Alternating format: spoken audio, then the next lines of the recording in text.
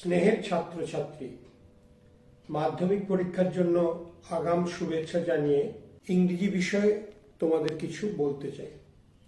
ইংরেজি বিষয়টা তিনটি ভাগে ভাগ করা আছে: reading seen, unseen, grammar, vocabulary, writing.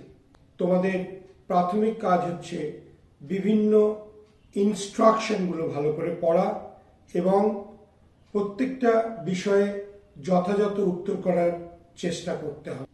Scene আনসিনের ক্ষেত্রে টাস্ক টাইপ প্রধানত একই থাকে। যেটা রিডিং সিনের ক্ষেত্রে হয়, কমপ্লিট দ্য সেন্টেন্সের ক্ষেত্রে তোমরা ইনফরমেশনটাকে হুবহু কমপ্লিট দ্য সেন্টেন্সের গ্যাপে বসিয়ে দাও, সেটা করলে চলবে না। অর্থ বুঝে বাক্যটাকে গঠন করতে হবে। আনসিনের ক্ষেত্রে ট্রু ফলসের ক্ষেত্রটা তোমরা রিলেটেড যে পোর্শন সেটা আন্ডারলাইন করবে। অ্যাডভার্বিয়ালগুলো, বিশেষ করে টাইম অ্যাডভার্বিয়ালগুলো গুরুত্ব দিয়ে দেখবে।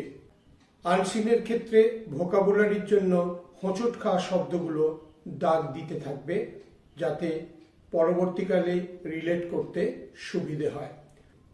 এবং গ্রামার ভোকাবুলারির যে ক্ষেত্রগুলো, সেই ক্ষেত্রে যে প্যাসেজগুলো দেওয়া থাকে, বিশেষ করে টেন্স সংক্রান্ত ব্যাপারে এবং আর্টিকেল প্রিপোজিশনের ক্ষেত্রে সমগ্র প্যাসেজগুলো পড়েই উত্তর করার চেষ্টা করবে, উত্তর সঠিক হবে।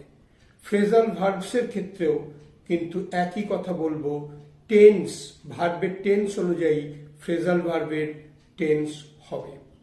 রাইটিংয়ের ক্ষেত্রে সংকেত সূত্র অনুযায়ী রাইটিং করবে, মুখস্থ বিদ্যের ওপর কোনো রকম জোর দেওয়ার চেষ্টা করবে না।